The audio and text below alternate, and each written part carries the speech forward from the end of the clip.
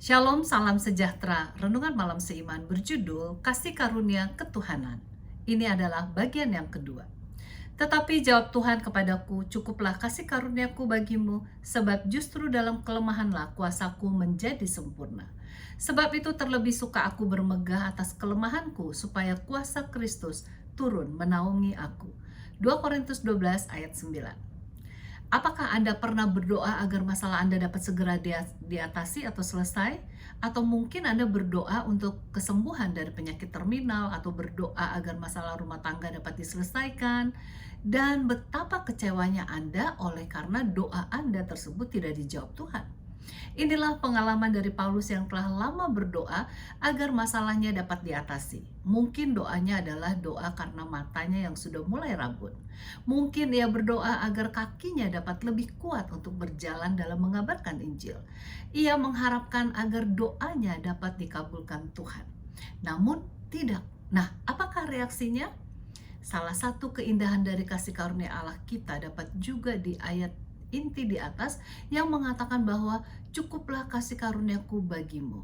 Ini menunjukkan besar kasih karunia Allah yang tersedia kepada siapa saja yang mengalami pencobaan atau ujian kehidupan.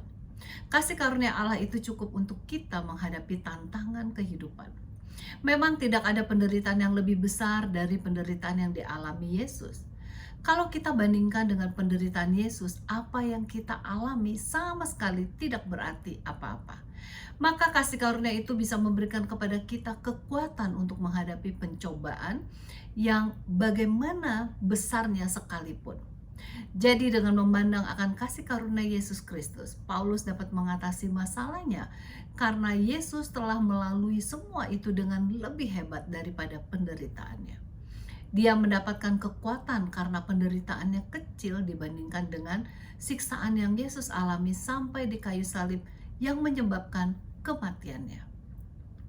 Kemudian faktor lain dari ayat inti di atas adalah sebab justru dalam kelemahanlah kuasaku menjadi sempurna. Dia melihat bahwa semua penderitaan yang dia alami menyebabkan dia bertumbuh untuk menjadi lebih sempurna.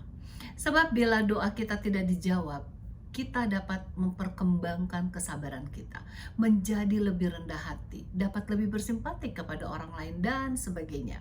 Alangkah indahnya bila dalam menghadapi berbagai tantangan kehidupan ini, kita masih bisa berkata seperti Paulus, sebab itu terlebih suka aku bermegah atas kelemahanku, supaya kuasa Kristus turun menaungi aku. Kiranya Tuhan memberkati.